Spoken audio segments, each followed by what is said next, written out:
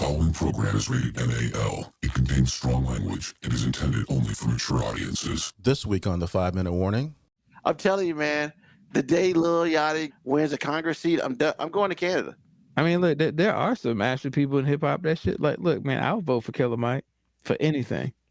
Would you vote for Lil Yachty? Depends on what I'm voting for. And no, hear me out. Hear me out. There are some things that I think Lil Yachty could really help us out with. Like one, I think he could help out with the Board of Education. Because here's the thing: if it was his idea to get rid of the Board of Education, you think all the white people would agree with it? And they put more money in that shit. Exactly. See, he's the hero that we didn't know we needed.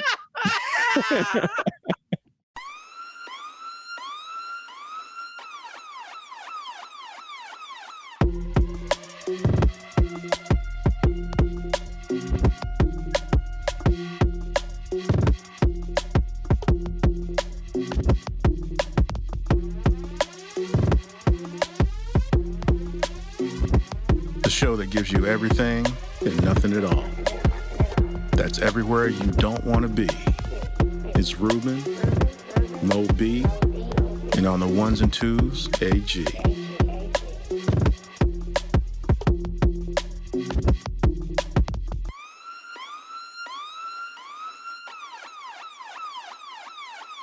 The 5-Minute Warning.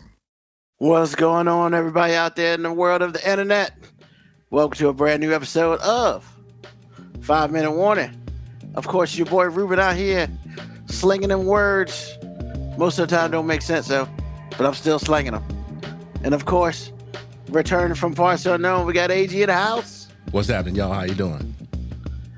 And the leader of the Raiders, Mo B himself. The leader of the Raiders. I don't know. I don't even want that responsibility. Man, look, you start out so strong and then it just like fizzles. What Yeah, are you doing, man? bro, you could have just said my name, man. We'd have been good. We could have kept moving. I'd been like, hey, what's going on? And I will say that as a very crisp hat. You usually don't wear white. I mean, I'm doing something different. I'm stealing my daughter's hats. That's what I'm doing now. But I thought your daughter's hats were your hats to start with, sir. Exactly. See, you getting it now. You getting it? It's just like the robe. It's just like the You robe. understand? He has to steal stuff that belonged to him. So is it really theft? You getting it? It's not theft. Starting to sound like OJ out there, man. It's reparations, sir. Taking back what's his. Because those women are succeeding on his back. Just saying. Well, you said all that. I ain't go that far with it. I like having a place to stay. Wow. Okay. He's not So wrong. real quick before we jump in this craziness, Mo B, how do you feel about Tom Brady owning part of the Raiders now? I mean, can he make it any worse? I mean, he can't do anything. He doesn't have any decision-making power. He's just kind of an investor at this point. Yeah, I mean, I'm cool with his money. He can do whatever he want with it. You think he'll get out in the field and sling some things with Garoppolo? For what? I mean, maybe the man might get the itch one day. Bro, he played for what, 20 plus years? I think that itch has been scratched. I hear that. I did want to say something about the last show. It was really, really funny. Moby, I laughed at you quite a bit for many things, but I'm sorry. Your disappointment in your daughters because they can't play the dozens, I was over here crying. I was like, how many more reasons can he find to be disappointed in his daughters? Right, no, first of all, stop that. I'm so proud of them on so many levels. That's the one thing. If I had to point to one thing that really bothers me, it's like, why can't y'all come up with better jokes, man? I mean, but do you really think they're in an environment to really be like savages with it though? I mean, they live with him. Not even that. Like, I've been at their schools, man. I coach at their schools. I hear that there's some raw talent out there, man, and like they got it, man. And sometimes I feel like, I might be protecting them, especially like on the teams that I coach and stuff. Like, they probably not getting joked on the strength of me, because those players know I don't mind joking on kids. I joke on the kid quick. I mean, that's the same thing. Man. You gotta learn. That's the same thing. Man. I mean, you know, I'll slap your kid. Oh, I mean, it's about the same thing. Nah, I didn't say all He that. said verbally abused. Yeah. I didn't even say that. I just said I'll joke on your kid. I mean, that's the same thing. Nowadays, that's verbal abuse. Yeah. Then I'm an abusive motherfucker then. Because if your kid bring a joke to me and think I'm not going to bring a joke back to them, nah, man. That's not how things operate around here. Yeah, wow. you are proud of kids, I know. But man, that what you said last week was hilarious. I was like, dude, are you serious right now? Bro, you should hear them, man. They're not good at it, man. They are not good at it. And I don't understand why. Like, I'm not saying I was the coolest, most popular kid, especially like in the middle school element. No, but the one thing I could do, you weren't gonna just joke on me. Like, you know, we was gonna have a verbal kerfuffle. You know, we were gonna go back and forth. Like it was gonna be some verbal shenanigans.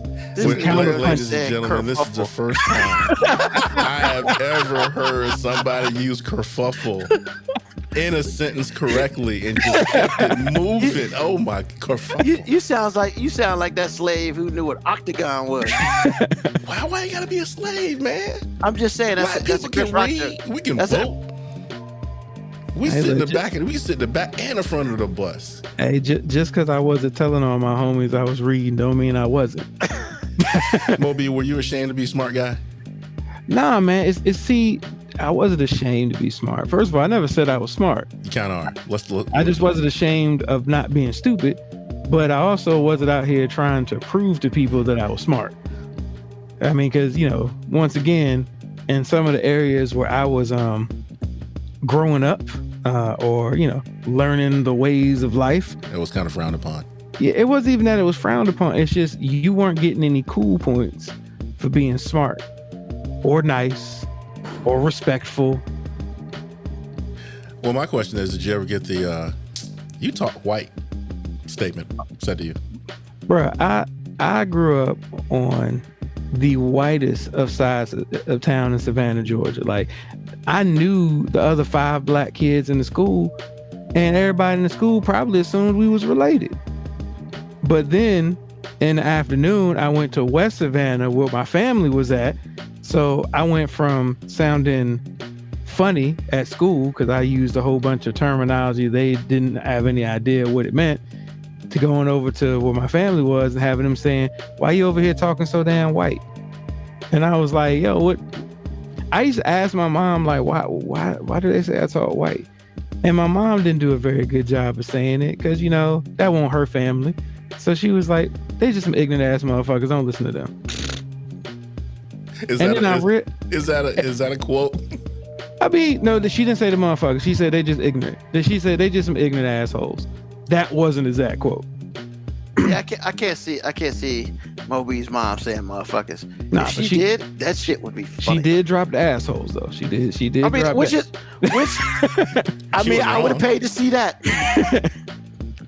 But then I realized, and it's funny, you know, a white comedian taught me why my black brethren didn't think I talked black. And it was when Jeff Foxworth was describing why NASCAR fans don't like Jeff Gordon.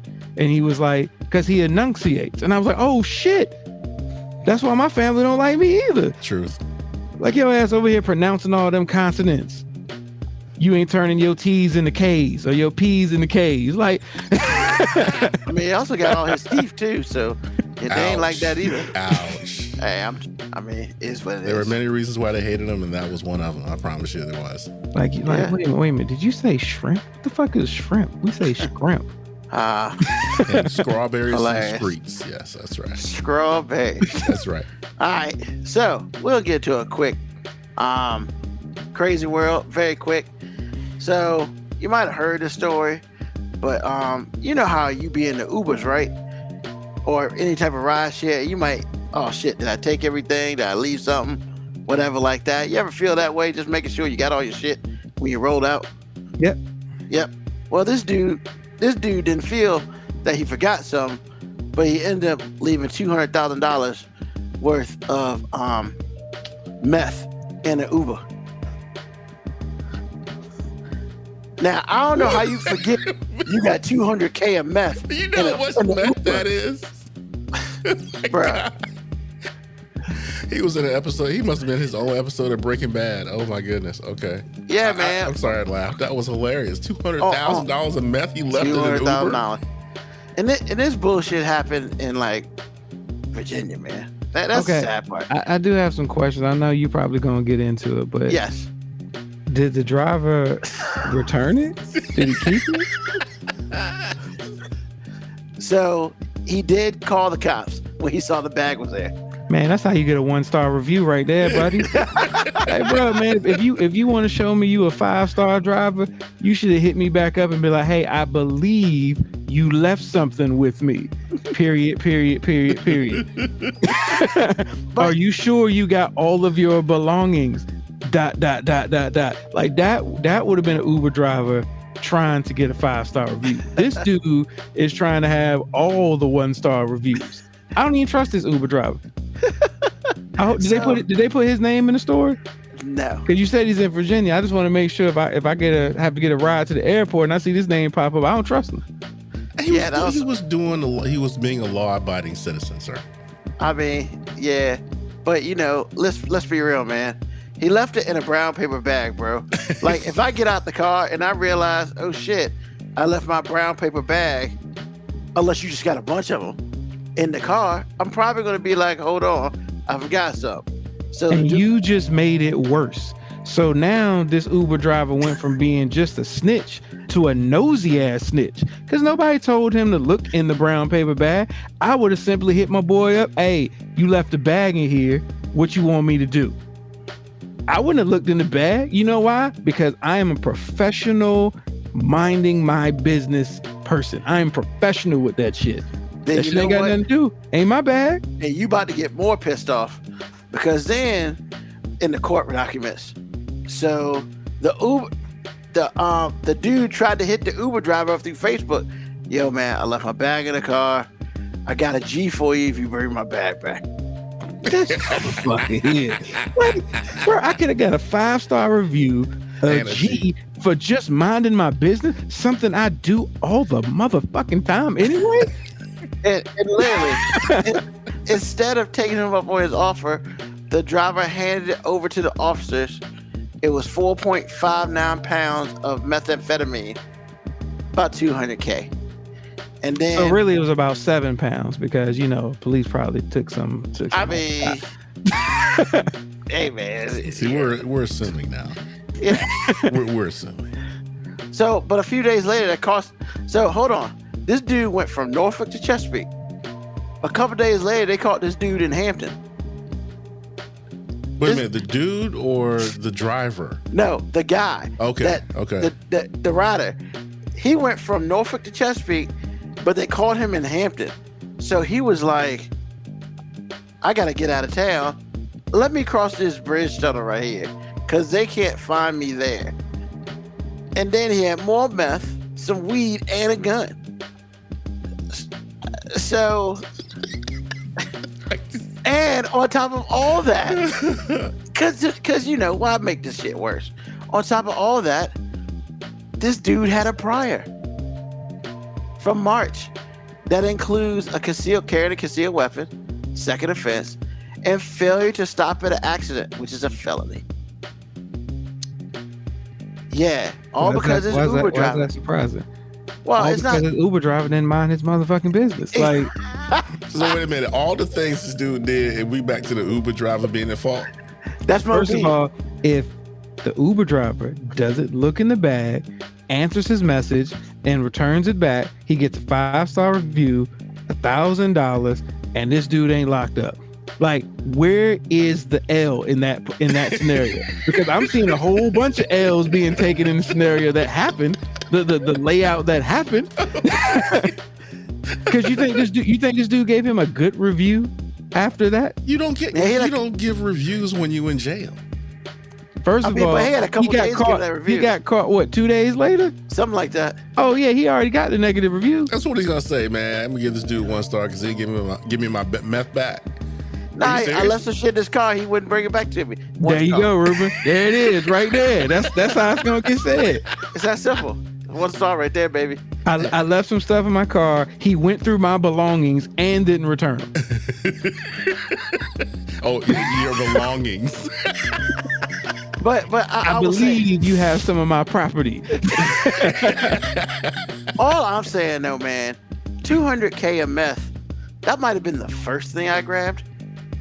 Just saying. Well, see, that's what I was gonna say. How do you forget $200,000 of meth? 5 pounds of meth. You can forget your phone. You can forget, man. You can forget everything. All right. So this dude had weed.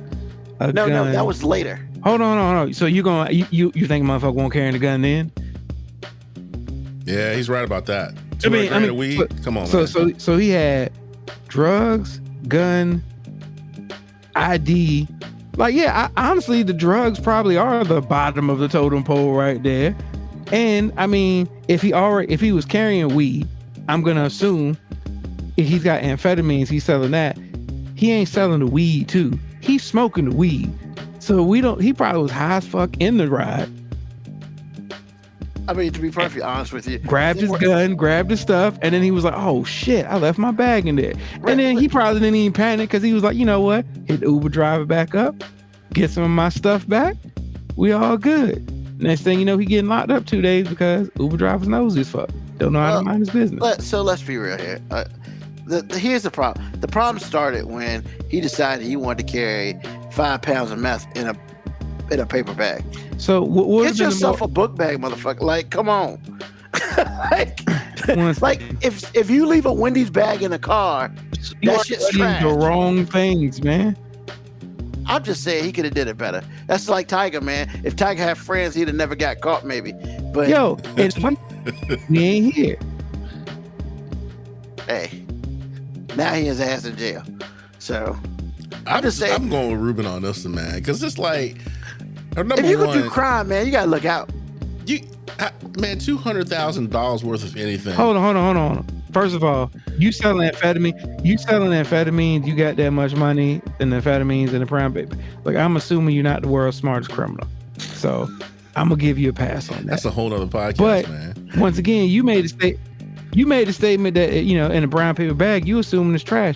If the Uber driver just assumes it's trash and throws it away, we ain't here. I mean, that dude takes a major L, but he ain't in jail. He looked up. The Uber driver didn't think it was trash. Once again, the Uber driver didn't think it was trash. The Uber driver was like, "Hey, what did my man's leave in here real quick? Oh shit, this stuff hot." And then instead of just being like, "Yo, I ain't even looking at bad," because the thing is, it's like, if you say he's trying to report to the authorities because he don't want to be caught up in it, all you got to say is, "I ain't looking at bad. It won't mind." I hit my passenger up. I said, "You left a bag in here." He asked me, could he pick it back up or could I drop it off somewhere? I did it. He happened to give me $1,000 for, looking out for your boy. I don't know what was in the bag. And that's the other thing. I blame the passenger. Bro, you shouldn't have offered $1,000. Hey man, I'll give you a tip if you bring it by. If you say I'm gonna give you $1,000, you automatically know that shit hot. Automatic hot. If you'd been like, "Yo, I'll give you a tip if you bring it back to me," that's one thing. But if you say, yo, Mo B, I need that real bad, that bag real bad, I'll give you a G. You're going to be like, cool, where you want me to drop it off? Because you know why, Ruben? I mind my business. I would never know what was in that bag. But never. To this day, it would still be a mystery, but that $1,000 would be in my hand and I would be like, cool. So I want to put this quick bow in it and we move on. But let's just we ain't got to say it.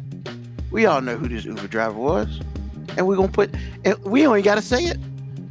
I know who this Uber driver was. It wasn't me. I mean, I would be happy as hell on this Sunday right now. Y'all be like, what was going on? Hey, I just got $1,000 for being a good Samaritan. I mean, that's very true. So without even having to say nothing, we already know what's going on with this Uber driver. And I think it's very fair. We can move on from that. Everybody can take whatever thoughts they want on it, but we all know. So, all right. let that be a lesson to you. If you do any type of ride sharing and stuff like that, and somebody leave a bag in your car, mind your business. Mind your business. See? Awesome. Now, question of the day. I thought this is a really interesting question because it's something I read. So I'm kind of curious what y'all think about it. So, if you could pick a show to reboot, what would it be? Or even, let's take a different stance on it.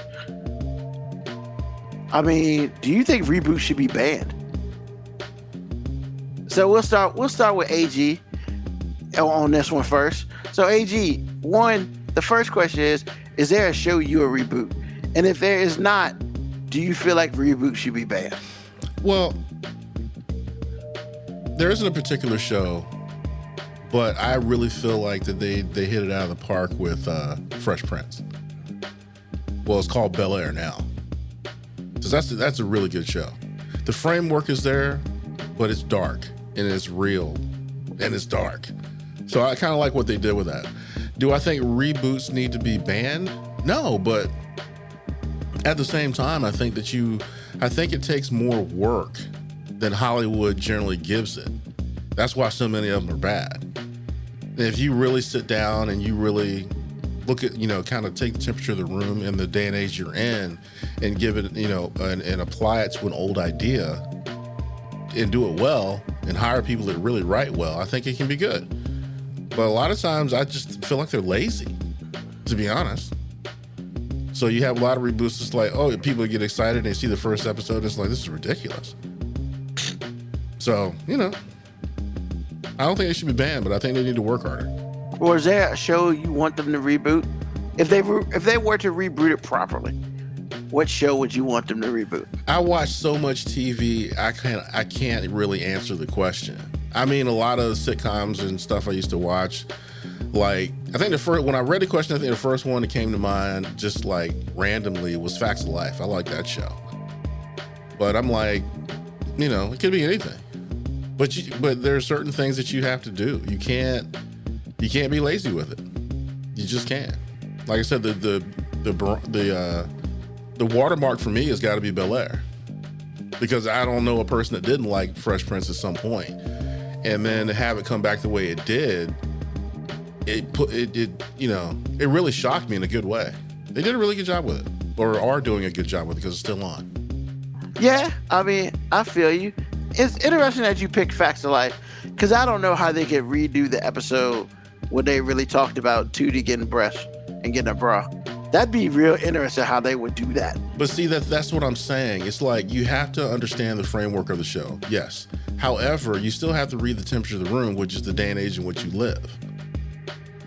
And if you were to do the Facts of Life now, it would be hard to keep the show light, because we live in such a dark world and nothing is hidden from anybody. Yeah. Because back in the 80s, it was like we were all Stepford people, meaning that it's like life was happening. We knew it was terrible, but the way life was structured, you could hide it on TV. Or if it was something deep, you could gloss over it in a way in which is not so shocking. Even though people were still shocked, but they didn't really understand what was really going on, because we weren't really telling them everything that they needed to be told. So if you were to do the Facts of Life now, some of the things those girls went through in the 80s, not only would they have to go through that, but there are so many other women's issues that they would have to go through, so many other intrusions that they would have to deal with. Because how would you deal? You could have a whole month of episodes, them dealing with trans going from man to woman. And how do you deal with that? And everything that comes out, man, racism, all the things, man. It would be a dark, dark show. It just would. But you would have to allow it to happen organically, because we live in a dark, dark world. But you would still have to have it in the same framework as what the Facts of Life were in the 80s, which some of the subject matter there wasn't necessarily light, but the way they presented it was. So, Gotcha. Moco Cowboy says Gargoyles. What was that? It was a cartoon. Okay. It was all right. It was after my time. So, I mean, Did you watch Gargoyles, Moby? No. Okay. My brother probably liked Gargoyles, but it didn't do nothing for me. All right, Moby, what do you think, man?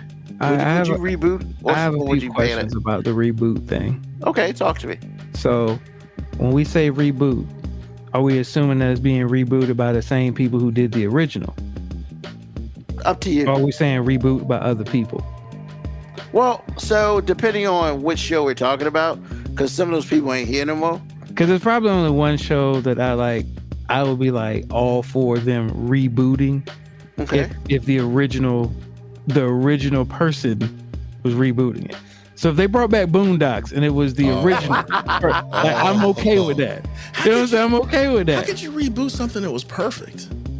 Once again, because it has a South Park feel, which is as long as there's crazy current shit going on in the world, you can always have fresh material. I'm not saying you got to redo the episodes. I'm saying you've got life material with just the characters. Okay, because that feels like it's just a continuation. Once again, that was kind of why I was asking the question, because like I wouldn't say like redo what's already been done. Like, can we just bring it back and have a continuation? So, I mean, yeah, I think that's different. I'm adamantly opposed to reboots. Like, I think I'm one of the people that probably think reboots should be banned, because I think reboots, by their very nature, are lazy, because we basically just attach nostalgia, hoping that people will feel nostalgia towards it and ignore the fact that usually it's crap, or usually it's not really well educated. Like, I don't like reboots. I'm over prequels. Like, I just want new ideas and I want to move forward. So occasionally a prequel comes and I'm like, okay, that's a cool prequel. But the thing is, like, everything don't need a goddamn prequel, but we do prequels because we can't think of new ideas. And it's like, hey, this story worked. So if we go backwards, you know, the people who like the original story will want to go backwards with us, which sometimes it works and sometimes well, most of the time I think it's poorly executed. So I'm one of those people that's like, yeah, F a reboot. Like, just think of a new idea, you lazy bum. Yeah, I would say probably, to agree with AG, I would probably say the most successful reboot in the last decade is probably going to be Bel-Air. I disagree. I think the most successful reboot in the last couple of years has been Cobra Kai from Karate Kid. But is that a reboot or is that a continuation? See, it's kind of a little bit of both, because they do so many flashbacks with all the original characters going back to the storyline that I can see how somebody would think it's a reboot. And for the next generation, of course, it seems like a reboot, because they don't. You know, my kids never saw original Karate Kid until Cobra Kai shit came out. Yeah, but I would disagree with it being a reboot, because there is no Cobra Kai movie and there's no Cobra Kai TV show.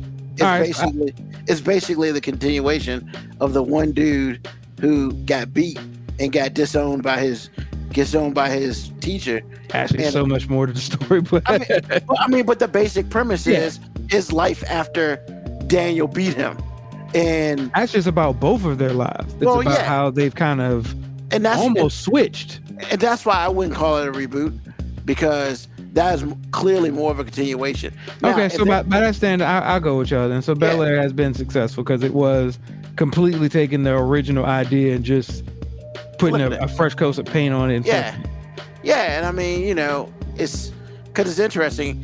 I just happened to switch by, and they showed the episode, the old one.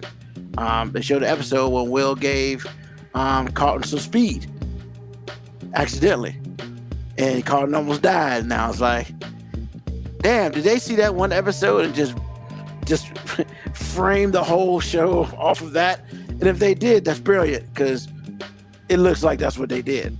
But you know, I'm not a reboot guy either.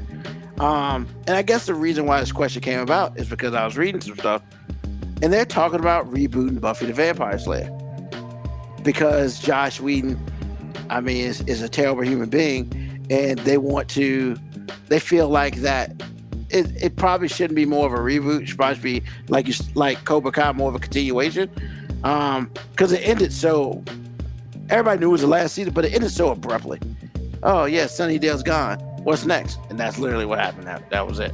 But I mean, the word on the street is Josh Whedon, hates women. So, the article is saying, well, if they kind of take over from that spot, yet maybe have the original characters have some input, it's done by somebody different, that sort of thing, and then they could kind of introduce a new Slayer and all this other stuff and blah blah blah blah blah. I mean, now I was like, I know if I would feel that because I didn't watch Buffy back in the day.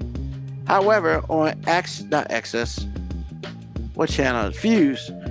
I mean, they decided to buy the whole 7 seasons, and they play that shit like 12 hours a day.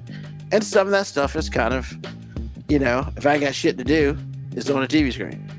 So, I don't know. I figured I'd just ask that question. But I hate reboots with a passion. And I'm with Mo B.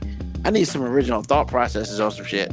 Like, the one show that I would say if they were to reboot it, it's got to be as funny as the first one, is The Greatest American Hero.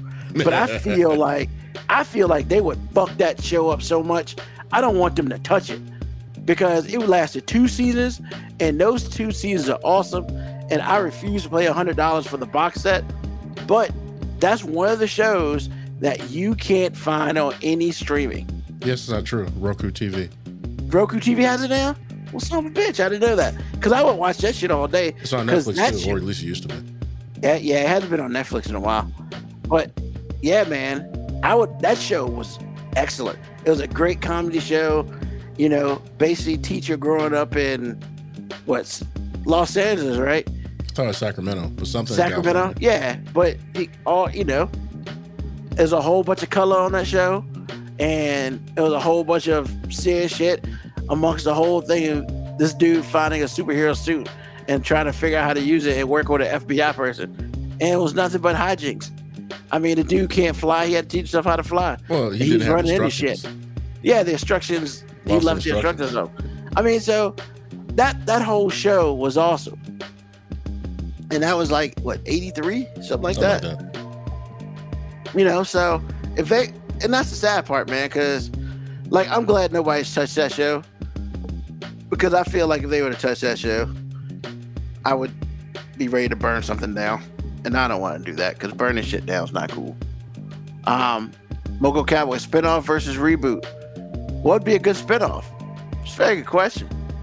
I mean... Well, I know Stars with the Power series, they're doing it. Wow. Yeah.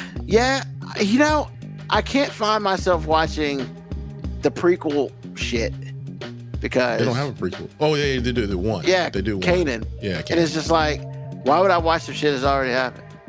Like, to me, that's just dumb. You want to know where the character came from. Yeah, but I find myself more curious about Tariq than I did about Ghost. Yeah. They're the same people. Except one's in denial. Yeah. So, I'm interested in his transformation, but I was never interested in the original Power. And Tommy's show, Tommy's show, I'm not interested in it because I think Tommy is a flat character and he should be so much more, but he's not. He's like, what's that thing called? Flat, what is it? Like a flat Andy or whatever. He's just a shitty character. And I don't know. I just don't like him. Not a fan. I'm so not abreast on any of that whole realm because I don't watch any of it. I mean, look, I'm gonna be honest with you. I watched the last season of Power because it was I watched the last season of Power because they decided the Sunday before the Power Book 2 came out, pretty much what they had done is did a whole day and they showed all the old shit. And I was like, okay, that's cool. Yeah, I mean, but yeah, other than that, I didn't really watch any of those 7 years of Power. I heard it was great. And, I heard you got to see Lala's breasts. I think that was one of the highlights of the show. Wait a minute. That's the highlight for you. It's not. But that's what I was there. told. Yeah, I heard that there's one show that her breast came out, and I guess they were awesome. I don't know. I haven't seen it. They're fake booty too. I mean, is it fake though? Moby, you're a booty guy. Is it I never seen it, so I don't know. No, I mean, you know who Lala Anthony is. Does a booty look fake? Honestly, I don't really follow like pop culture stuff, so I don't really see a lot of her in stuff. Like I can't think of the last time I've actually seen her. Like when she's not sitting down looking at the camera. She's in the either way, it's not the best thing that ever happened to the show. That's for sure. Hey man, all I know was he's looking for a reason, man.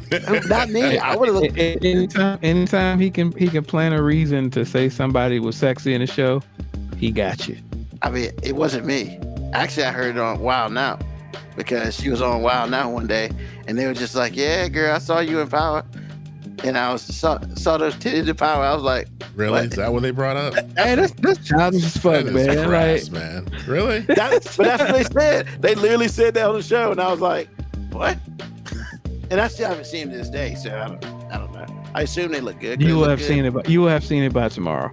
Because we talked about it for a total of like 2 minutes. You're gonna find it. Nah, probably. I mean, look, you don't have to admit it to us. You're gonna find it. I mean, no, I'm not. It's all right, buddy. You're gonna find it. All right, whatever. So, all right. So let's go ahead and switch to our My 5. I thought this was interesting.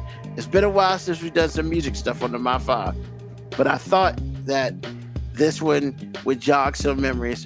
It doesn't have to be, and the biggest thing is, I didn't want it to be more like what everybody else thinks. I wanted to be like, oh shit, yeah, when I hear this shit, I know what it is immediately. So your 5 most recognizable songs after hearing the first 5 to 10 seconds of it. So like when you hear this shit, come on. But but like, look, I'm a music guy. There's so many songs that do that for me. Give me 5. I mean, shit. I mean, it's so many. Is that your way of shutting down the complaining? Yeah, pretty much. Like, I mean, it's so many. Great, give me 5 then. I mean, some of them, I think some of ours will probably be similar. However, like, I think 5 to 10 seconds, because we do like different music as well. And that's why I figured 5 to 10 seconds would be good for all of us.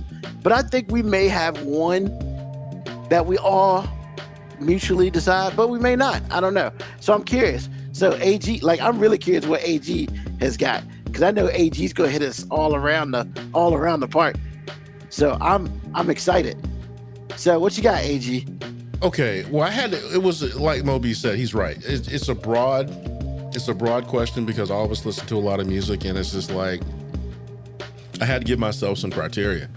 And so I had it at if it starts out with a riff out of context, or if it starts out with any instrument that could like any kind of just instrument that it's like it could be anything.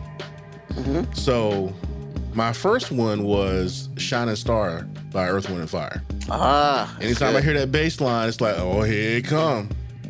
Oh, because that's one of my favorite Earth, Wind & Fire songs for real. Can you give us that bass line musically?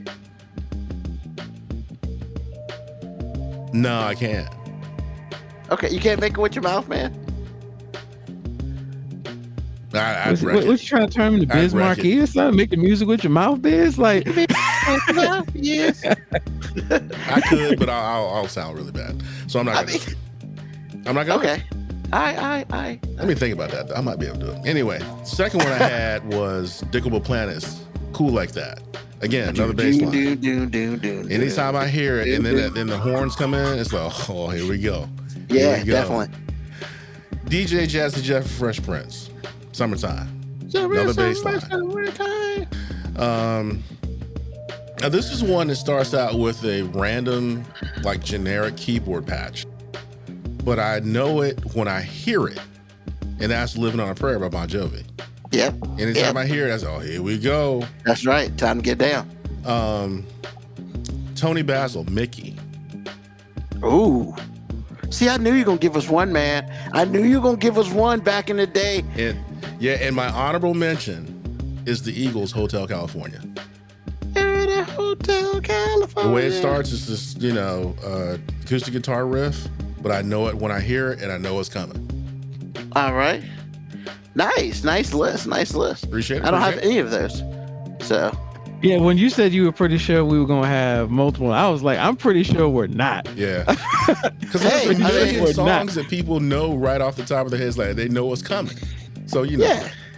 All right, Moby, what you got? All right, so I didn't put the criteria in place like AG did. Like me, I tried to go all over the board. So I was like, when I'm out, whether it's a song that I like, I identify with or not, if the beginning of that song drops, everybody know what it is. Sweet Home Alabama. When that song starts, yes, everybody know it. Yep. I don't care if you like it or not. You hear it, it's like, oh yeah, we know what's coming. My other one was, okay, this is gonna sound weird, but I've said it before, but I love 80s music. Aha, Take On Me. When you hear that coming on, you know.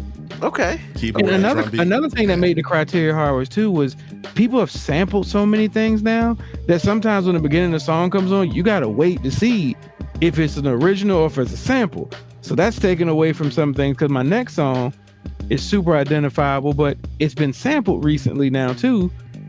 Well, I mean, not right at the beginning, but Aaliyah 1 in a Million. When that song comes on with that Timberland bass line, and that sound comes on, you know that is Aaliyah 1 in a Million. You know it's coming. Okay. Another one is, because I miss back in the day when bands had a sound, or they would give you a signature sound right at the beginning. And Mint Condition used to do that. So Mint Condition, Breaking My Heart, you know exactly when it starts coming on. Dun-dun. Exactly. You know exactly. Like, oh yeah, we know what this is. I bet Karen can sing it for you. I was going to say shout out to Karen Burrell. Mint Condition could be playing in a Walmart, she would show up. Hey, I'm with it though. Like, I'm with it on that. My other one, all right. For many years, people have debated about what the title of this song is. Black people know. The song is called In My Mind, because that is the first thing that is said when the music comes on. Yes, I know it's Silent Night by the Temptations, but no, that song is In My Mind, because as soon as you hear that coming on, you're like, yep, we know what version of this song it is immediately. My honorable mention one, though, is like, and it gets any party cracking, too. I mean, granted, it's kind of a cheat because, like, his voice is singing the hook at the opening of the song, but this is how we do it. As soon as it comes on, man, there is no doubt what's about to happen. This is how we do it. All right. Nice. I like that list. So, I kind of went all over the place, too. And I got a Moby special up here too, which I'm really excited about, because he's gonna be like, "Damn, I should have said that."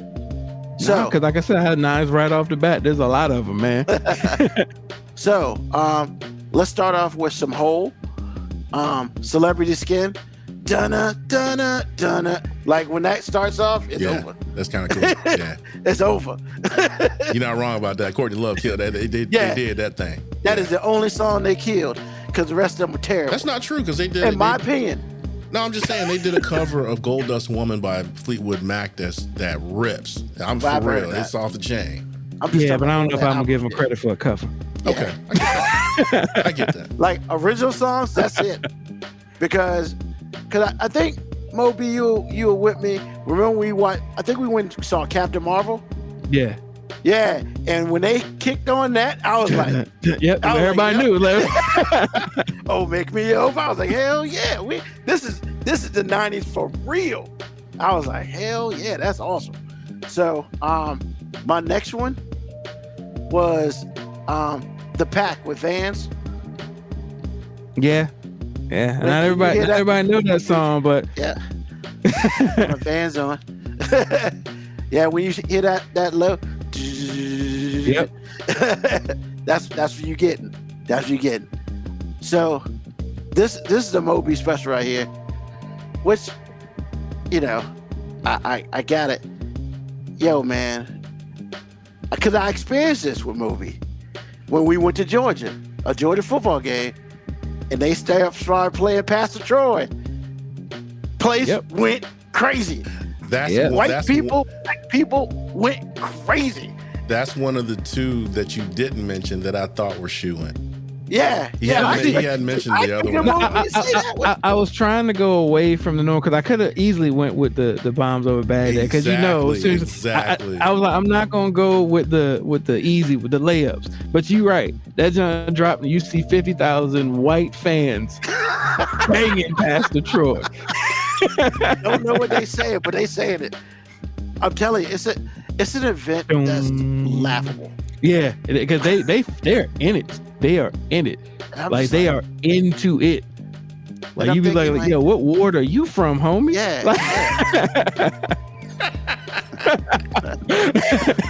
I live 3 miles from Peachtree. So like, I ain't even know Athens had hoods. They do every Saturday in the fall. Yes. Apparently. Very in line. Britney Spears, Baby One More Time. I get June. Like, and it's interesting. I don't know when they took the hit out of it. Because it used to be Baby Hit Me One More Time. Now it's just Baby One More Time. I guess I never noticed that. Are you serious? I never noticed that either. I didn't know that. Like if you look at it on your Spotify, or if you look like, because I listen to a lot of I guess they're trying to do their part to try to quell domestic violence. Yeah, man. Because I was like, it's like Baby One More Time. I was like, didn't somebody get hit? I thought they had a sexual connotation, not a violent one. Hey, man, they picked their battles poorly. Okay. I'll let it go. And then, really, the one of the big ones for me, when you hear ding ding ding ding ding ding ding ding ding ding ding, still DRE. I might say that Dr. Dre got a few of those. Yeah. I knew there was gonna be at least one. Yeah. There's a few of them. But when you hear that drop, oh hell, it's about to be on now. Cause I mean, once again, that's the same thing, man. Black people, white people, they know that. They know it's about to be some Dre up in this bitch. And you about to hear Snoop right behind it. Ah, man, it's crazy. Hence why, they started the Super Bowl halftime show with that song. And everybody knew it. It was awesome. But yeah, I figured, we bring some music back to the show because we really haven't had it in a while. And we hadn't done a Mod 5 in a while. So I was like, that was fun. What can I do? I'm about to say, but that one was like, I could have freestyled 5 songs off the top of my head. You could have. You would have been in your right to do so. But I figured, something simple. Everybody has their own kind of thing. But no, man, I did expect that Pastor Troy from you. No, man, I try. Actually, if you notice on my list, I stayed away from all Southern hip hop because those are my layups. So I'm just like, nope, I'm not gonna do any Southern hip hop stuff. Yeah, but you know what? If I'd have stayed away from at least one NWA track, y'all would have looked at me like I was crazy. Not really, because I mean, that's my thing. That's my shiznit, as it were. So awesome. So AG, man, what's on your mind, bro? The Florida migrant situation. Wait a minute. We talking about foreign affairs up here? Nah. Because see, this is a general thing, but it just manifests itself in Florida. Because Governor DeSantis passed this. He really went in with the immigration, and everybody was cheering. Fuck that guy. Yes, but that's what he should have been cheering. Well, I'm just let me get through the story because this is funny. So everybody was cheering. He's strong on immigration. Whatever. Kind of like a dog whistle for build a wall. Okay, I don't disagree. I think we do need to reform it in a big way. However, I don't think that the people that were cheering him on really thought this through. Because now, 2 weeks later, 3 weeks later, you have all these farmers that own, acres and acres and acres and acres of citrus and citrus groves. Who won't work these fields, bro? Exactly. And my point with this is, while you were cheering the strong white fist of Governor DeSantis putting the lockdown on these brown people, and you're at your dinner table talking about this or that and disparaging these people, you weren't thinking about these are the very people that you will talk about like a dog at your dinner table and then go to the corner and round them up to work in your citrus groves. Meanwhile, you're breaking the law by doing so.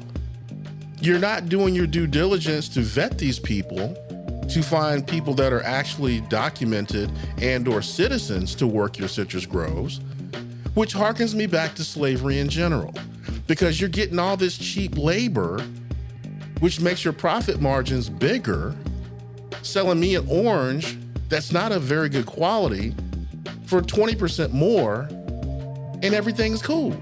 It's not cool. Everybody cheering till orange juice $10 a carton. Exactly. And that's really where we're going, because you're trying to hire people that aren't conditioned to do the job, and you're crying poor because you have to vet people, and or you'll have to pay these fines that DeSantis has put in place, which are like debilitating. But this is what you've asked for. This is what your racist ass asked for. And here you are complaining about the byproduct, which you should have thought through when you started all this foolishness. We're saying these immigrants are ruining our country by coming over here, working jobs that most people would spit at. Exactly. And they not causing no problems. They not, these ain't people breaking the law. We ain't talking about them people. Mm-hmm. We talking about the people that just coming over here, working for dirt cheap wages to send back to their family, or just, because it's more than they were making where they were at. And see, that's my other point. Capitalism at its core is to get something for nothing from a labor human resource standpoint. I want to be able to charge what I want to charge, or at least what the market will bear, and not have to pay human resources to get the service, rendered or the product manufactured. That's what capitalism is. Capitalism is the key that unlocks the door to indentured servitude. Truth. Because what I was going to say was slavery was pure capitalism, because you're getting labor for a labor-intensive market for free. So now, again, these farmers are out here crying poor, complaining. Well, where are your bootstraps now? Where are you figuring it out now? Why are you complaining to the government when you wanted small government to start with? Hey, why didn't you think this through? Who's gonna work my fields? How about you, buddy? Exactly. You go out there and make it happen. And so my point with all of this is, I'm all about doing the right thing, but I also know the right thing costs. But we're talking about a group of people, mainstream America, that aren't used to paying the bill. And so that's why they're freaking out, because they have to pay the bill.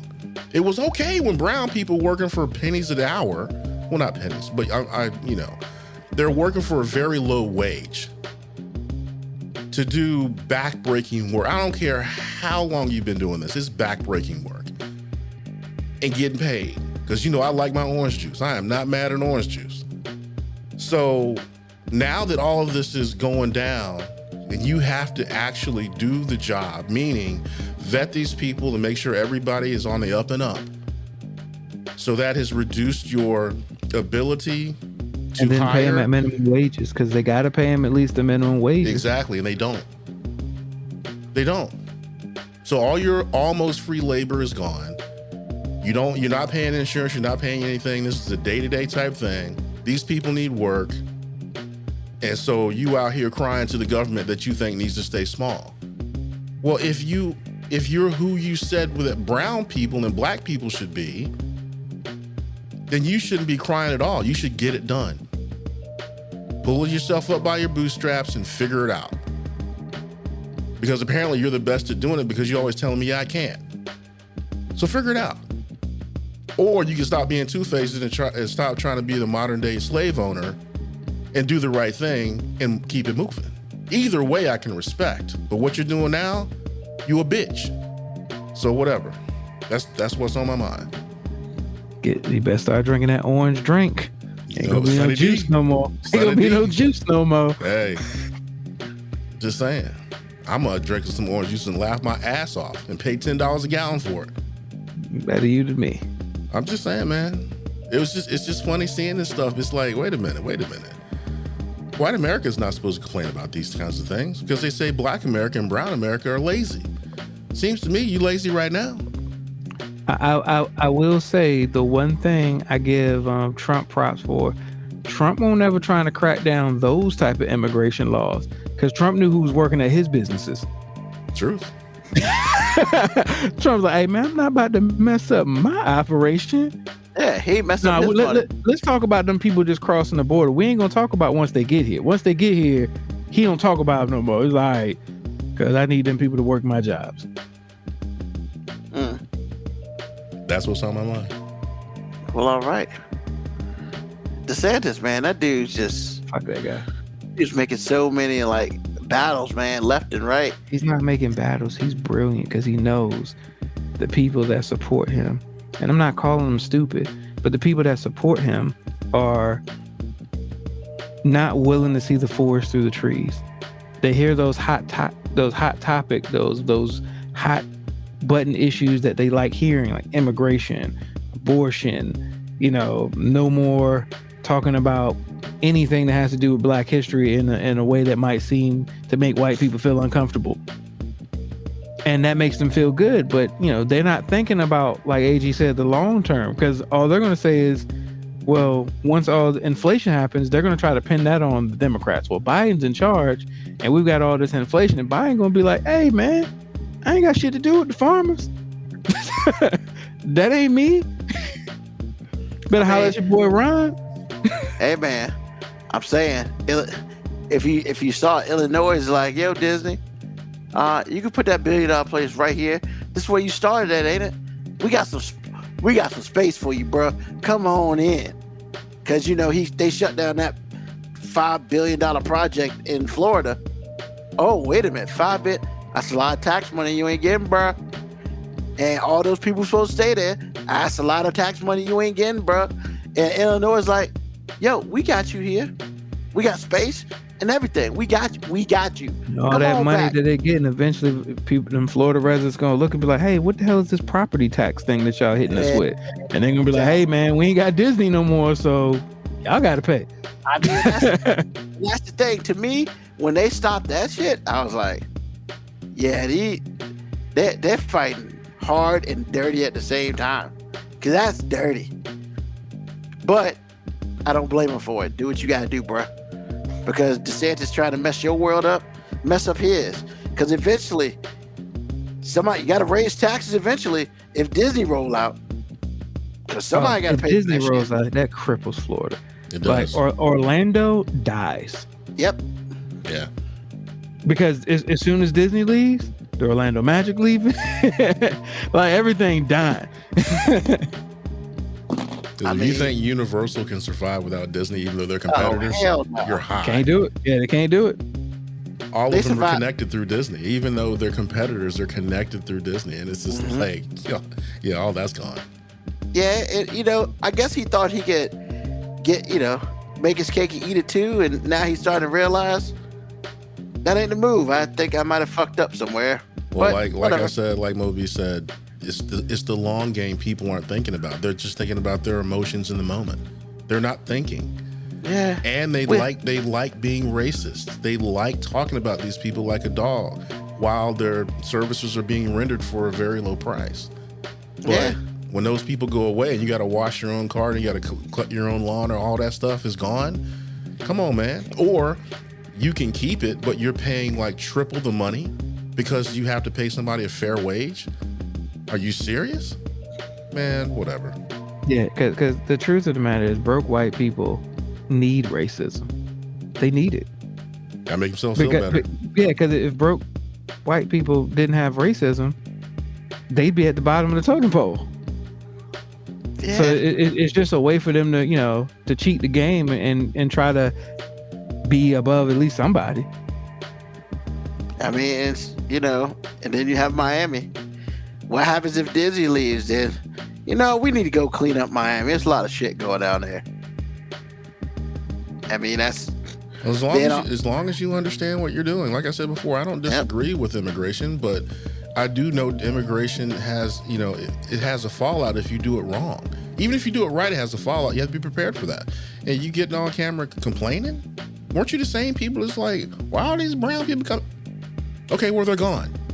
They took our jobs. Oh yeah, because nobody wants them. Exactly. You didn't want to work in Orange Grove. You just want to drink orange juice. There's a difference. Come on, man. Anyway, I didn't mean to hijack the show, but that is what's on my mind. Nah, you good, man. You good. Orange juice is important. So is. For some, not me. I don't drink this shit. It's life's nectar, sir. All right. Life's nectar. So, moving away from that, Mo B, what's on your mind, man? I'd like to take a break from my normal misogyny and womanizing ways to do something that's exactly what I do all the time, but hopefully it won't get framed in those categories like it usually does because I'm the resident sexist up here. But I like, what's on my mind is, man, there are some great differences between men and women. And instead of me doing all what I normally do, which is point out some of the hypocrisy, I am thankful for some of the hypocrisy in the last couple of days. Like, thank God for the women in my life who are willing to look at catastrophes and crisis with emotion and empathy, because your boy ain't got it. Like, I just ain't got it, man. And sometimes you don't have no empathy, man. It's not that I don't have empathy. It's just when there's a really big issue at hand, in high stress situations, I don't freak out. I'm just micro focused on what needs to get done. And sometimes that can make me come off as cold, not caring. And none of those things are true, but it just what it is. Like, so, shout out to my wife who has had to like take the brunt of all of the emotional empathy and compassion for my daughter, who a couple of days ago broke the growth plate in her knee, and now she's gonna have to have surgery. And she just found out she's probably not gonna be able to play any sports or do anything for the next 6 months, and she's on crutches. She can't do nothing with her leg, and she is amazing at empathy, at like coddling, caressing, and making her feel safe and secure, because I'm not. And I'm not even saying that in a negative way. Like, and it's the little things that I notice. Like, she's on crutches. She's never used crutches before. Anybody knows you've never used crutches before, man, that thing take a couple weeks to get down, especially when you have no ability to do anything with the other leg. She can't do anything with it. She can't put half weight on it, quarter weight on it. Her toe hit the ground, she's done. Like, she can't do nothing. And, I'm helping her stand up. And I realized that I have a these are the steps we have to take to get it done approach. And to an 11-year-old, that probably seems like, man, he don't give a fuck about how I feel right now.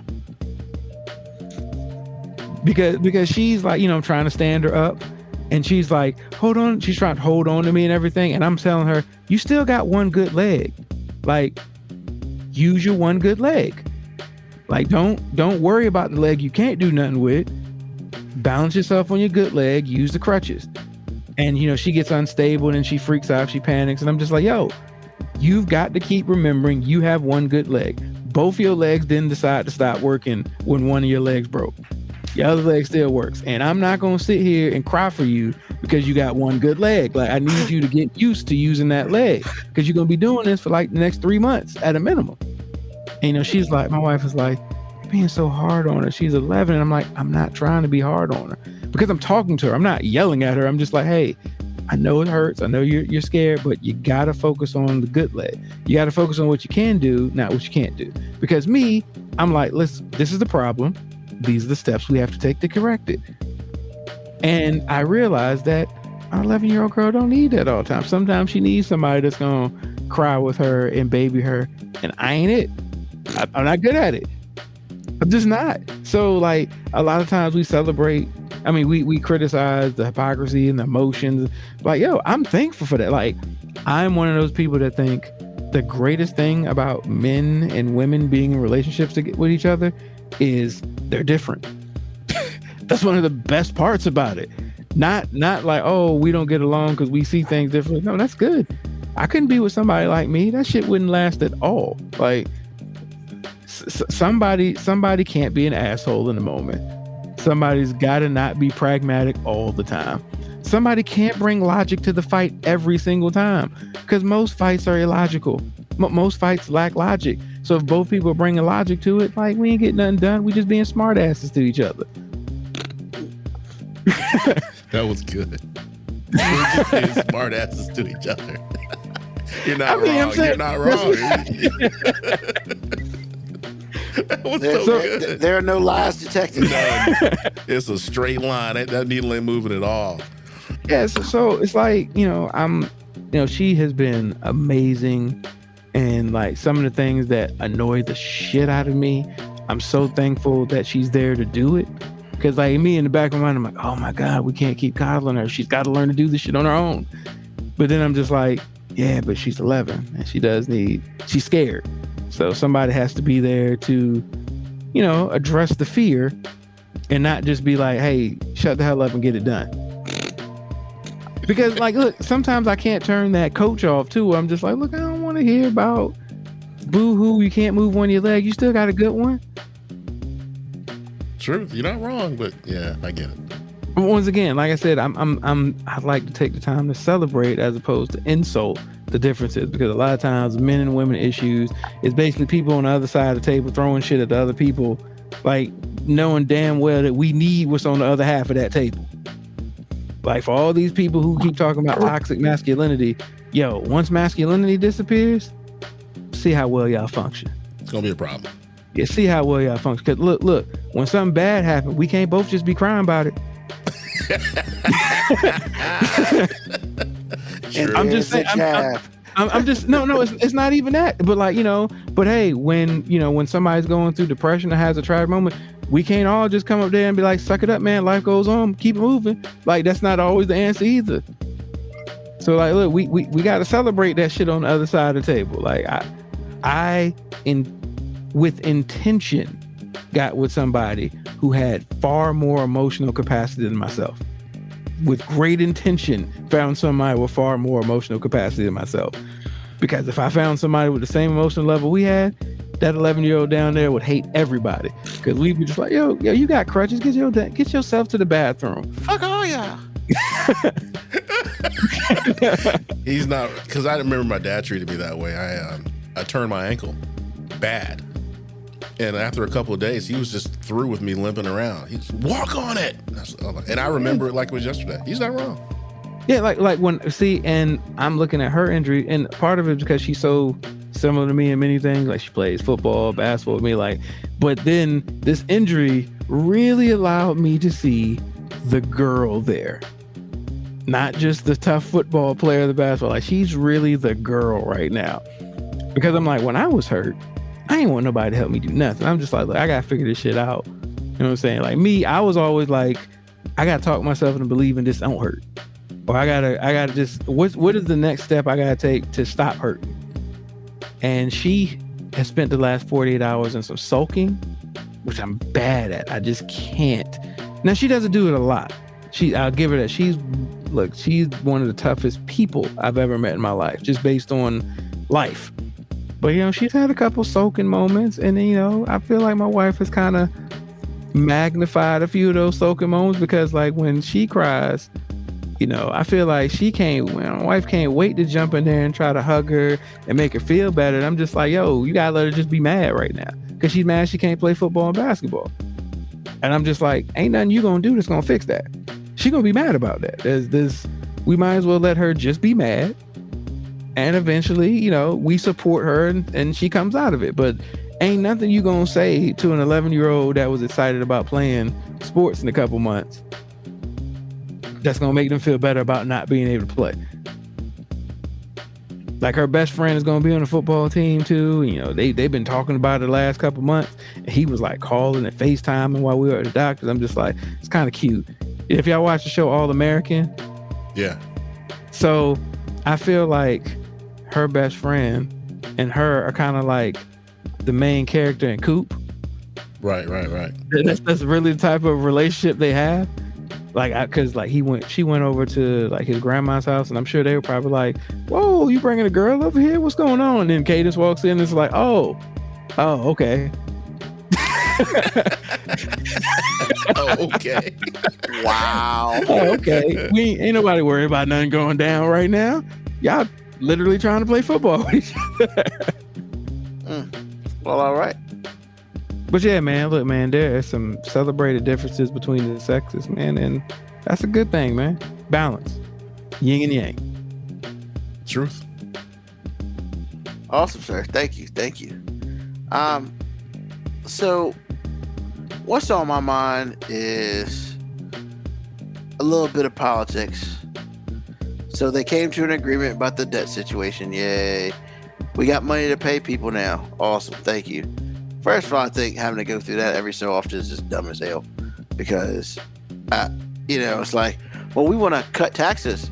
Can somebody explain to me though, like how we didn't have the money yesterday, and the day we decided we had the money? So, hey, we broke. Oh, all right, we got it though. We got it though. Yeah, like I'm not a good enough politician to explain that to you. It just makes me feel like money ain't a real thing. It's like kind of not. Money's not a real thing, man. Like we broke until we say we not. When we broke, we're like, hey, we're gonna send you out all these, stimulus checks. I thought we ain't had no money. Yeah, but we gonna give y'all money, right? Yeah. So then y'all spend the money, and then we'll have the money. It's like, but y'all gave us the money. So how did we stimulate the economy with the money that we didn't have?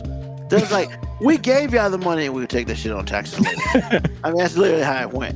And the thing about it is, it's like, so they agreed upon it, and basically the Republicans wanted to cut taxes for the rich. I mean, okay. And the Democratic people wanted to give more money to like social issues. Okay. I mean, so now neither one of those are getting done. And they came up with some other shit. So it's like, yeah, whatever. But that's not really what I'm talking about. I mean, it was good negotiating. If neither person's happy, it was probably some good negotiating going on. Yeah. I mean, because with the grand scheme of things, like, people got to get paid, including them. Which is the fun part, right? Because basically, you're just like, well, I don't mind not getting paid. Really? You really don't mind not getting paid? Don't get it twisted. It's not like you're going to pay a lot of money, but let's be real. When that check comes, you cashing it. So I never understand that, because yeah, the president don't get paid that much, but you know what he is doing? He's putting that shit in his bank account. Ruben, president and politician different, because no president becomes a president for that $200,000 they make. What? I understand that. Like, that dude getting money on every front imaginable. Yeah. Like, look, you see how much shit Obama's in? Obama has never made more money in his life than after presidency. Yep. Like, well, I'm going to be in a movie where I talk about absolutely nothing and I cash checks. And then I'm going to be in another movie in which I listen to somebody else talk, and I'm going to go, yeah. I'm going to be in The Last Dance with Michael Jordan, in which I have exactly 8 sentences to say, and they're going to pay me for that. Why you pay me for that? Can I be real? Why was he even in there? Because he's a Chicago politician. And not only that was the part where they were talking about where Jordan didn't support the Democratic nominee in North Carolina. So it's like, hey, we got Obama. What you think about it? Well, I was a young politician at the time, so I was kind of disappointed. Yeah, I mean, you're still gonna pay me for this, right? Okay. Yeah. That's why it was funny. I was like, "You're in here for what? You weren't even doing shit for real back when Jordan was in it." But he was coming out of law school. I mean, yeah, like motherfucker, like you knew you trying to get some Jordans too. So, but beside the point. But more importantly, I think the big announcement that happened was when Marjorie Taylor Greene told everybody to calm down and ask for decorum in the House, hilarious. And they all fucking laughed at her ass. All the Democrats laughed at her, like literally. There should have been at least one like person in the background that we would have all known had way more pigmentation in the room, that'd have been like, this bitch over here. Yeah, and like, yo, who man's is this? Well, here's the funny part, right? Because somebody this weekend kind of clued me in, and I had to re-listen to it. If you listen to the clip, somebody's telling her to ask for decorum because she's in charge for it, for God knows whatever reason. Nobody understands. I don't understand that, and I kind of don't want to ever understand that because game, man. That means shit we gotta change for laws. But yeah, somebody was like, "Yo, you need to ask for decorum," and then she banged down and she asked for decorum, and everybody just erupted in laughter. And it's just like, you know, then I thought about Moby, man. It's like, good message, wrong messenger. Of all the dumbass shit you done decorum, you the last motherfucker up in here need to be asking anybody. Which is why somebody should have been like, this bitch over here. So, I mean, yeah, it's can you all say crazy. Whose man's is this when it's a woman? Yes. Whose yeah. is this? No. Whose man still works? Whose man's is this? That's unisex, sir. Yeah. Whose man's is this? Yeah, and then you got that. Like, yo, man, really, it's crazy how Washington has become like, you know, must-see soap opera TV now. Get some decorum. Please have some decorum. Bitch, spell it. I give it to you if you can spell it. And I say that because this might be the first time in my life where I know more personal shit about people in power, well, people in Congress than ever. Like, because those old white dudes don't be doing shit, but somehow I know that MTG is divorced. Like, what? First of all, I'm trying to figure out how she was too many married. outlets now, though, man. You know, social media and stuff. Like, politicians in the 70s and 80s couldn't have made it today. No, hell no. That was going on all the time. They couldn't do all that dirty shit. There's no way. 24-hour news cycle and Twitter. Yeah, there's no way Nixon could have done Watergate because somebody would have squealed on that shit. Yo, tomorrow he about to fuck up the shit. He kind of got snitched on anyway. But I see what you're saying. It would have happened a lot quicker. Yeah, and it's just like the chick from Colorado, man. Apparently she's going through a divorce, and like her kid called fucking 911. What? Like, why is this shit here? Why is this shit happening? 24-hour news cycle, baby. I mean, it's crazy.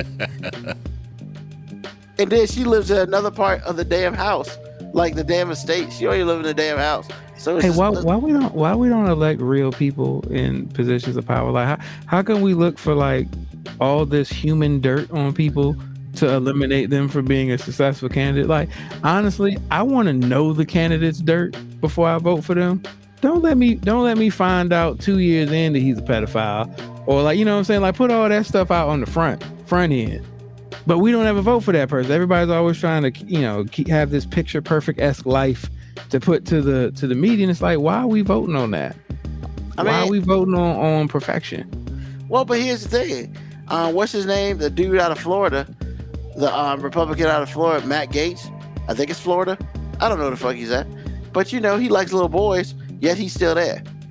Apparently he likes little boys. And it's just like, because he was caught up in all that bullshit with Maxwell and the other dude who was, you know, getting kids for real people. I mean, the squeakiest clean candidate we've ever had was black. Didn't find dirt, didn't do no dirt, mad because it never happened. That dude was damn near superhero on the personal scale, man. I mean, he had a wife, he had a family, his kids were good, his wife ain't had no problems, she wasn't a raging bitch, like none of that. And it was just like, and y'all hated this dude, but you want. If we as black people, we were prepared to deal with his fuck ups. Like if we'd have found out he had another kid by somebody, or like he had another baby mama on the side, we would have defended that to the death. But this dude came out here and was perfect. Like, like, I mean, you might not like his politics, but hey, look, man, politics are politics. Somebody always not gonna like them. You might feel like he didn't do enough for black people, but you know what he didn't do? He didn't fuck it up for the next one. No, not at all. I mean, Cory Booker, I'm talking to your ass. I mean, I mean, I don't know what you doing with old girl, but you might want to marry that. Just saying. But yeah, man, it's the Washington news cycle is crazy, and I feel like I know way too much about people. I like not knowing shit about them, including their names. I like the fact that C-SPAN wasn't on 24/7. Like, I'm surprised they don't have cameras in their apartments where they say that. C-SPAN's been around for a long time, and they ain't never had this much access. We just started talking. No, they did. It's because all the other news outlets exist, and then they show you what was on C-SPAN, because ain't nobody just watching C-SPAN. You watching another news outlet that then shows you what C-SPAN said. I feel like they gotta do it like a contract every year. But I don't know. I don't know enough about C-SPAN to care, I guess. But C-SPAN's been never more important until now. It's just one of those channels with a whole bunch of old people on the screen, and they talk about some shit that I don't really care about, and I just keep it pushing. And now it's like damn near the Kardashians, because they do all that crazy shit for the cameras. So it's like, look, can we get those fools out of there? That's all I'm saying. Ladies and gentlemen, I mean, like, I'd rather even go. I would just, at this point, I know I've gone on record to say all these old motherfuckers need to go. But you know what? I'd probably rather have some of those old born ass motherfuckers. Some of them old people need to stay. Some of these new people got too many dumbass new ideas. Yeah.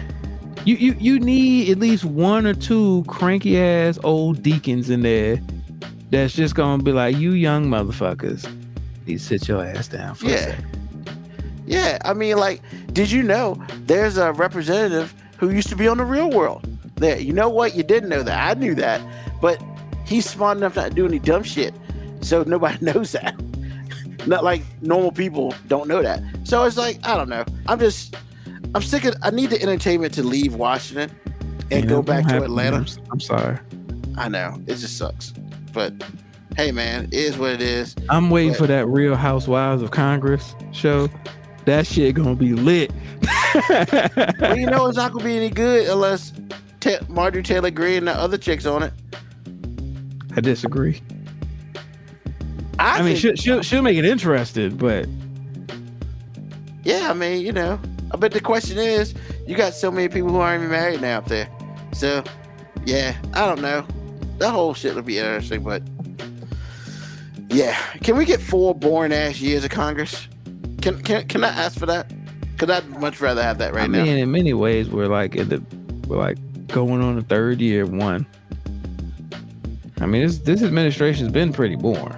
No. The administration, yes. Congress, unfortunately, has not, because they do dumb shit all the time. Hey, let's get rid of the board. Let's get rid of the Board of Education. Are you shitting me? Like, what? Like, that's what you want to do? Of all the shit you can do, let's get rid of the Board of Education. Because, man, we're capitalists, man. If you privatize anything, it gets better, right? Everything we privatize gets better, right? You know, prison, hospitals, schools, I mean, all of that shit got better, right? So, I mean, yeah, man. It's just, I long for the days of before before 2015, man. I ain't really fuck around with Congress that much, because you don't know shit about all those invisible ass people there. Oh man, you're gonna be shaking that fist telling people to get out your yard for the rest of your life, because that shit ain't never happening. That shit ain't never happening. That's over with, man. I'm telling you, man, the day Lil Yachty wins a Congress seat, I'm done. I'm going to Canada. I mean, look, there are some actual people in hip hop that shit. Like, look, man, I'll vote for Killer Mike for anything. Would you vote for Lil Yachty? Depends on what I'm voting for. And no, hear me out. Hear me out. There are some things that I think Lil Yachty could really help us out with. Like, one, I think he could help out with the Board of Education. Because here's the thing: if it was his idea to get rid of the Board of Education, you think all the white people would agree with it? And they put more money in that shit. Exactly. See, he's the hero that we didn't know we needed. Little boat. Goddamn little boat. But yeah, that's what's on my mind, man. All this entertainment and fucking politics. I'm kind of over it.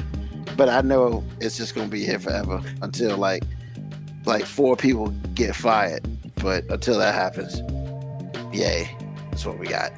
So, but thank y'all. Brand new episode. Thanks for listening to the episode today. Of course, you can catch the podcast on. Wow, I'm still pissed off. On 5minutewarning.com, where you can get all of our podcasts. Of course, wherever you get your podcasts to listen to. Also, thank Mo B, thank AG, thank everybody who listened to us tonight. Thank you to those who listen to us later when this comes out. Remember, tell a friend, tell an enemy, just tell somebody about us. And hey, Sundays, email us at 9 p.m. warning19@gmail.com. For the most part, every Sunday. Also leave comments on Facebook and Twitch. We may take a siesta, Search 5 Minute Warning. Contact us we on like Twitter to be here. at AG_FMW podcast. Thanks again, everybody. Newsman25. Check you out next week. Once again, 9 p.m. Eastern time. Contact us on Instagram. Once again, Moby 5 Minute peace, Warning. Love, AG_5 Minute Warning. And deuces. Newsman25. You can listen to the podcast at Apple Podcast, Spotify, or wherever you get your podcast. Thank you for listening. This has been another episode of